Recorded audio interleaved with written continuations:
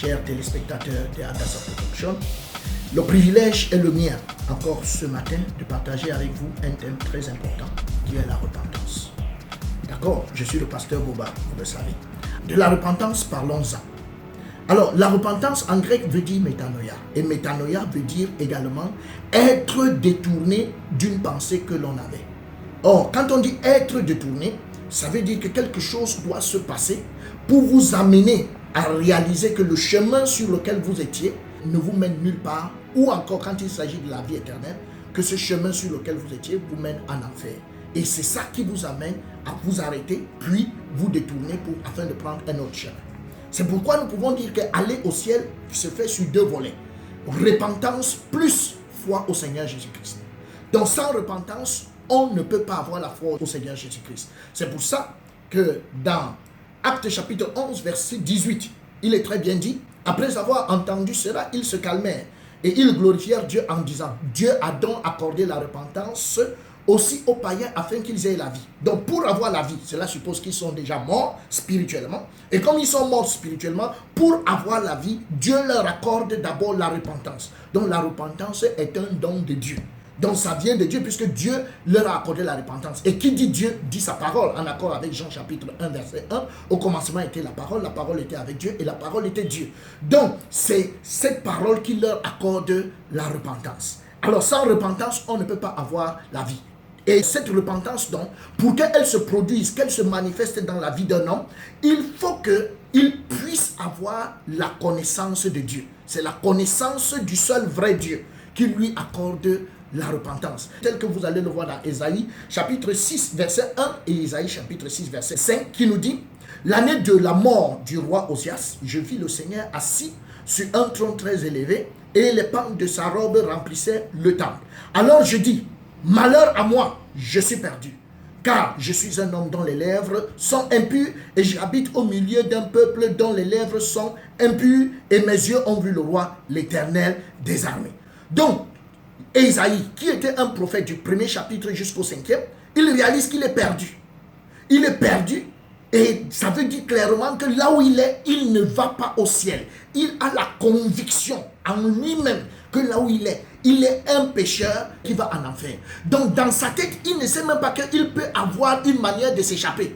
Il n'a pas dans sa tête l'ombre d'une solution pour cette affaire. Il sait, il est convaincu, il a les preuves que là où il est debout, il va finir en enfer. Conclusion, il ne peut plus bouger, il ne peut plus rien dire, il peut aller nulle part, il ne peut pas continuer son ministère. C'est ça qu'on appelle un homme qui a atteint la repentance. Donc atteindre la repentance, c'est avoir la conviction que là où je suis, je vais finir en enfer. Point. Alors, quand on atteint cette conviction, automatiquement notre bouche est fermée. Comme nous le dit Romains chapitre 3 verset 19. La Bible dit, or nous savons que tout ce que dit la loi, elle le dit à ceux qui sont sous la loi, afin que toute bouche soit fermée et que tout le monde soit reconnu coupable. Être reconnu coupable, c'est différent de reconnaître sa culpabilité. Quelqu'un peut reconnaître sa culpabilité, mais ça, ce n'est pas la repentance. Mais la repentance veut dire être reconnu coupable. Reconnaître sa culpabilité, ça vient de nous, ça vient de moi. C'est moi qui reconnais ma culpabilité. Si un homme a tué par mégarde, il a tué un autre homme, tout de suite, s'il n'est pas habitué à tuer, il va commencer à trembler. Mais il n'a pas le droit de se lever parce qu'il reconnaît qu'il a tué un homme, aller toquer aux portes de la prison pour dire vraiment je vais rentrer parce que j'ai tué un homme. Ça, il a reconnu sa culpabilité, ça ne marche pas. Mais maintenant, pour que lui, il aille en prison, il faut qu'il soit traduit devant une juridiction, devant la cour, qui va le reconnaître coupable. Et en ce moment, c'est la loi qui le reconnaît coupable. Ça ne vient pas de lui. Donc la repentance, c'est être reconnu coupable. Et beaucoup de personnes font cet amalgame. C'est pour ça que vous allez voir quelqu'un confesser les péchés en disant que c'est la repentance. Non. Un pécheur ne peut pas confesser ses péchés parce que, allez lire très bien dans Lévitique chapitre 16, verset 21, vous allez vous rendre compte que c'est le souverain sacrificateur qui confessait les péchés du peuple et non les pécheurs qui venaient confesser leurs péchés. Non, c'est le souverain sacrificateur qui confesse. Pour confesser les péchés, il faut d'abord être sacrificateur. C'est de la même manière, vous ne pouvez pas dire à quelqu'un aujourd'hui qui est, comment je peux appeler, un mécanicien chez nous ici en Afrique. Donc, vous savez qu'il a un blouson et toute sa combinaison, il n'y a que de l'huile sur ça. Et il va manger le haricot au quartier et une goutte d'huile tombe sur son manteau ou bien sur sa combinaison. Il ne peut même pas voir la tache d'huile parce que lui-même, en entier, il est la tache, il est la saleté. Donc, il ne peut même pas voir cette tache. Mais s'il se lave le soir et il porte un costume blanc, alors si une tache tombe sur lui, il peut voir la tache et alors il peut la confesser. Donc c'est celui qui est déjà enfant de Dieu. Et celui qui est enfant de Dieu est sacrificateur. C'est celui-là qui a la possibilité de confesser les péchés. Donc on ne peut pas demander à quelqu'un qui est pécheur de confesser ses péchés parce que c'est même de la mauvaise foi. Parce qu'il faut bien lire les Écritures. Somme 40, verset 12 dit que les péchés d'un homme sont plus nombreux que les cheveux de sa tête. Donc, les confesser, c'est comme si on vous demandait de compter vos cheveux. Est-ce qu'un homme peut compter tous les cheveux de sa tête? Non. En conclusion, vous ne pouvez pas connaître tous vos péchés. Et Lévitique 5, 17 renchérit en disant, lorsque quelqu'un péchera en faisant sans le savoir, contre l'un des commandements de l'Éternel, des choses qui ne doivent point se faire, il se rendra coupable et sera chargé de sa faute. Donc là où vous êtes, depuis votre naissance jusqu'à ce jour, vous avez fait plusieurs péchés sans le savoir. Des choses que vous avez fait par mégarde. Allez lire Jacques 4, 17.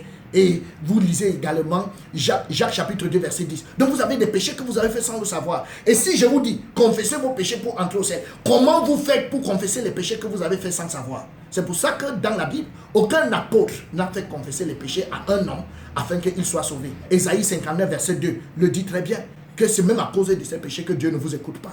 Comment confessez-vous les péchés à quelqu'un qui ne vous écoute pas? Donc, n'allez pas me comprendre ce verset de 1 Jean chapitre 1 verset 9 qui dit, si nous confessons nos péchés, il est fidèle et juste pour nous les pardonner et pour nous purifier de toute iniquité. Et on se tient sur ça pour dire qu'il faut confesser les péchés pour que Dieu nous pardonne. Non, regardez bien et lisez avec attention à partir du verset 7 et vous allez voir que le verset 7 stipule bien que mais si nous marchons dans la lumière comme il est lui-même dans la lumière, nous sommes mutuellement en communion avec lui. Donc ça veut dire que c'est ceux qui sont en communion avec Dieu qui ont le droit de confesser leurs péchés. C'est-à-dire, c'est ceux qui sont déjà enfants de Dieu qui peuvent confesser leurs péchés. Ce n'est pas ceux qui sont des pécheurs. Comme le confirme Actes chapitre 19 verset 18 qui dit, plusieurs de ceux qui avaient cru venaient confesser et déclarer ce qu'ils avaient fait. Ce sont les croyants qui confessent et déclarent ce qu'ils avaient fait. Et ce n'est pas les païens. Donc, même quand vous voyez l'enfant prodigue n'a pas confessé les péchés, mais il a déclaré son état. Parce que la repentance, c'est quelque chose qui vous fait voir votre état. Que là, dans cet état où vous êtes, il vous est impossible d'accéder au ciel. Et alors, quand vous le comprenez, vous réalisez que vous êtes perdu. Et même le fils prodigue avait fini par comprendre qu'il n'est plus digne d'être fils. C'est ce qu'il a dit. Et le publicain a dit, sois apaisé envers moi qui suis un pécheur. Donc il a compris que dans l'état où il est, il ne va pas au ciel. Donc la repentance n'est pas l'œuvre qui est faite par un homme, mais la repentance est un don de Dieu. Donc ça vient de Dieu et elle vient de la connaissance de Dieu. La connaissance de Dieu, comme nous l'avons vu dans Ésaïe 6, verset 1 au verset 5, c'est parce que Ésaïe a vu Dieu qu'il a compris qu'il était un pécheur, qu'il était perdu. Il a vu Dieu, il a compris qu'il est perdu. Job également, au chapitre 42, du verset 5 au verset 6, la Bible dit que mon oreille avait entendu parler de toi, mais maintenant, mon œil t'a vu. Donc dès que son œil l'a vu, lui-même il a compris, c'est pourquoi je me condamne et que je me repens dans la poussière. Donc il a vu Dieu et il a compris donc que là où il est là, il ne peut même pas s'asseoir sur une chaise, il doit rester dans la poussière. Donc ce qui fait qu'aujourd'hui aussi, nous pouvons voir Dieu. Mais nous ne pouvons plus voir Dieu comme dans l'Ancien Testament, parce que ça c'était l'Ancien Testament, l'ombre des choses à venir. Mais aujourd'hui, nous pouvons voir Dieu au travers de sa parole. Ça veut donc dire qu'au travers de la prédication que nous amenons de la parole de Dieu, les gens peuvent voir Dieu et atteindre la repentance. C'est pour ça qu'il est écrit dans Actes chapitre 20, versets 20 à 21. Et je lis le verset 21 pour nous. Annonçant aux Juifs et aux Grecs la repentance envers Dieu et la foi en notre Seigneur Jésus-Christ. Jean chapitre 17 verset 3 nous dit, or la vie éternelle, c'est qu'ils te connaissent, toi le seul vrai Dieu, et celui qui a envoyé Jésus-Christ.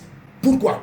C'est deux phases. Première phase, c'est la connaissance de Dieu qui entraîne la repentance, et la foi au Seigneur Jésus-Christ qui entraîne le salut. Cette repentance doit être envers Dieu, ce n'est pas envers Jésus. C'est la repentance envers Dieu qui vous brise le cœur. Et cette repentance envers Dieu vient de la connaissance du seul vrai Dieu. Et elle doit vous être prêchée. Donc on prêche la repentance. Ce n'est pas qu'on demande aux gens de fabriquer la repentance. La repentance doit être prêchée. C'est Paul qui dit que je devrais annoncer la repentance. Donc j'annonce la repentance et la repentance se réalise. On ne va pas se tenir que non, la repentance c'est la confession des péchés parce que Jésus a dit repentez-vous. De la même manière, quand vous regardez une femme qui est enceinte, elle a déjà atteint 9 mois et depuis elle n'accouche pas. Son mari peut lui dire le matin, mais toi aussi accouche, non? Qu'est-ce que tu attends pour accoucher? Quand on lui dit qu'est-ce que tu attends pour accoucher, c'est comme si elle devrait le faire d'elle-même. Mais en fait, elle doit accoucher, mais elle ne le fait pas d'elle-même parce que l'accouchement se déclenche par des hormones qui amènent les contractions.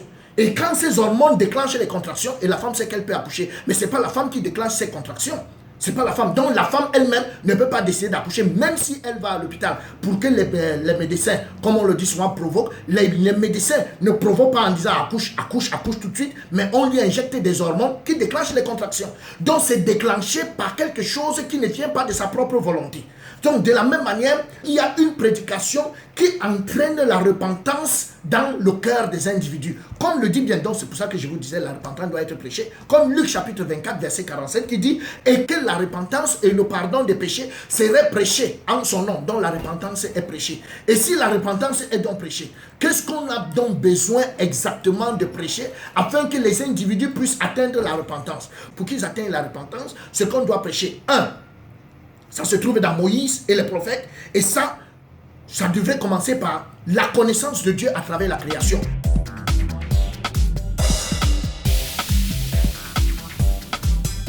Comme le dit Romains chapitre 1, verset 20, depuis la création du monde, les œuvres de Dieu parlent à la pensée et à la conscience des hommes de ses perfections invisibles. Quiconque sait regarder peut y discerner clairement sa divinité et sa puissance. Donc sa divinité et sa puissance se voient dans la création. Et en plus ça, on connaît Dieu au travers des faits historiques.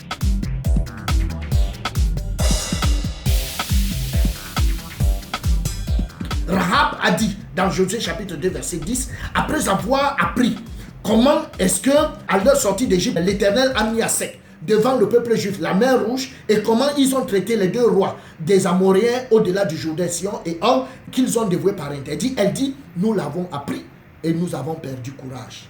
Car tous nos esprits sont abattus à votre aspect, car l'Éternel, votre Dieu, qui est Dieu en haut, dans les cieux et en bas sur la terre. On ne lui a pas dit, répète, comprends que Dieu est grand, comprends que c'est le très grand Dieu, on ne lui a pas dit. On lui a expliqué qu'est-ce que Dieu a fait dans le passé et elle en a tiré les conclusions.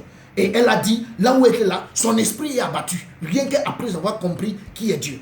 Et pour compléter notre connaissance, on connaît Dieu dans sa relation avec le peuple d'Israël, parce que sur la terre, Dieu a traité avec un peuple, et ce peuple c'est Israël.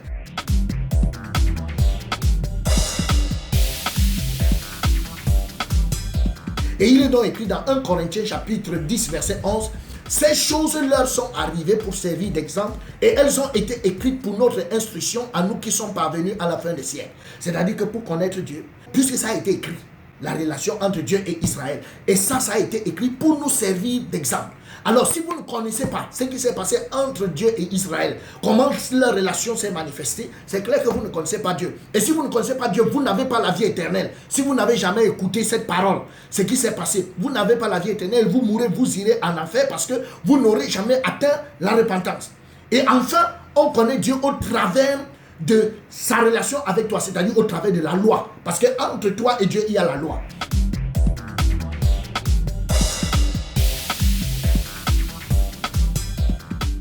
Et il faut bien, avant de rencontrer Dieu comme sauveur, vous devez d'abord le rencontrer comme juge.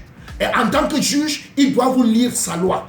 Et cette loi doit vous amener à avoir un cœur brisé. Et c'est pour ça que la Bible dit, Galates chapitre 3 verset 24, ainsi, la loi a été comme un pédagogue pour nous conduire à Christ. Donc on ne se lève pas pour marcher lors d'une séance de ce qu'on appelle pseudo-évangélisation. Et puis quelqu'un se lève, on lui dit avancer. Celui qui veut venir à Christ, est-ce qu'il peut lever le doigt, avancer? Ce n'est pas biblique. Personne n'a jamais fait ça dans la Bible. Aucun apôtre n'a fait ça. Et alors nous ne pouvons pas apporter et faire aujourd'hui des choses qui n'ont pas existé dans la Bible. La Bible dit, c'est la loi qui vous amène à Christ. Tout ça, vous êtes assis. Et la loi elle-même a le pouvoir de vous amener à Christ. Matthieu 11, verset 28 a dit, venez à moi, vous tous qui êtes fatigués et chargés, et je vous donnerai du repos. Ça, quand Jésus dit cette parole, il est sur la terre, et les gens pouvaient aller à lui physiquement. Mais aujourd'hui, il n'est pas sur la terre, vous ne pouvez pas lui dire, vous ne pouvez pas dire, venez sur l'estrade et penser que vous venez vers Jésus. Non. Si quelqu'un vient, il se lève et il vient vers l'estrade, en fait, il vient à votre communauté ou bien il vient au pasteur, mais il ne vient pas à Jésus. Pour venir à Jésus, la parole est très claire dans Jean 6, verset 45. Et elle dit, il est écrit dans les prophètes, ils seront tous enseignés de Dieu. C'est-à-dire qu'ils écouteront l'enseignement dont je viens de vous parler. Et quand ils seront enseignés, et la Bible dit, ainsi quiconque a entendu le Père et a reçu son enseignement vient à moi. Parce que c'est la loi qui est le dernier enseignement qui va l'amener à Christ comme un tuteur. Pourquoi? Qu'est-ce qui va se passer pendant cet enseignement? À la fin de cet enseignement, lui-même va réaliser, à la fin de cet enseignement, que là où il est, sa bouche est complètement fermée parce qu'il réalise que là où il est là, il va finir en enfer. Et il est complètement bouche fermée. Il ne voit pas une route qui mène au ciel. Il ne voit pas une issue favorable pour lui. Il sait qu'il va en enfer. Il sait même que le prédicateur qui prêche va en enfer. Et il sait que tous ses voisins vont en enfer. Ça, il le comprend. Et quand il atteint ce niveau, s'il est mal dans sa peau, son cœur est brisé au-dedans de lui, comme le dit Jérémie chapitre 23, verset 9. Son cœur est brisé au-dedans de lui. Tous ses autres âmes. Et il est comme un homme ivre et comme un homme pris de vin. Pourquoi? Ce n'est pas à cause du prédicateur, mais c'est à cause de l'Éternel et à cause de ses paroles saintes. L'Éternel, pourquoi? Parce que l'Éternel a ouvert son cœur pour qu'il comprenne les Écritures et les paroles saintes que l'Éternel a prononcées devant son jugement. Là, il se rend compte qu'il est brisé. Et en même temps, il réalise que de la plante des pieds jusqu'à la tête, il est complètement plongé dans le péché. C'est ça qu'on appelle le péché a abondé. En accord avec Romains 5, 20. Or, la loi est intervenue pour que l'offense abonda. Mais là où le péché a abondé, la grâce surabonde. Donc, si ton péché n'a pas abondé, la grâce ne peut pas surabonder. Et aussi, nous pouvons le voir avec Lévitique chapitre 13, si vous permettez. Dans Lévitique chapitre 13, la Bible dit que il faut également que la lèpre ait envahi tout ton corps. Bon, maintenant, est-ce que la lèpre a déjà envahi tout ton corps? Parce que si la lèpre n'a jamais envahi tout ton corps, en accord avec Lévitique chapitre 13, du verset 9 au verset 13, si vous avez seulement des taches de lèpre, c'est pour ça que vous pouvez les confesser. Si vous avez des taches de lèpre, la Bible dit, dans le livre, dans Lévitique 13, verset 11, celui qui a les taches de lèpre, il voit les taches, il est impur. Mais celui dont la lèpre a envahi entièrement son corps, blanc des neiges, celui-là est pur. Ça, c'est ce que Dieu dit. Or, c'est celui-là qui a atteint la repentance. Alors, je voudrais vous poser la question. Quand est-ce que votre péché a abondé? Quand est-ce que votre corps est devenu blanc? Parce qu'il a été envahi par la lèpre. Quand est-ce que votre bouche s'est fermée? Si pour tous ces événements, vous ne pouvez rien dire, mais vous savez seulement que vous avez confessé vos péchés, laissez-moi vous dire, vous êtes un candidat bon pour l'enfer, ainsi que celui qui vous a amené à le faire, parce que ce n'est pas biblique. Et c'est la raison pour laquelle je vous conseille, avant de mourir, que vous écoutiez Moïse et les prophètes. Et si vous ne pouvez pas écouter Moïse et les prophètes, vous finirez sûrement en enfer, parce que ce que vous avez atteint comme repentance, ça, ce n'était pas la tristesse selon Dieu. Vous avez atteint la tristesse selon le monde. 2 Corinthiens 7, verset 10. Mais il faut atteindre la tristesse selon Dieu, qui produit une repentance à salut, dont on ne peut s'en repentir. Je vous remercie.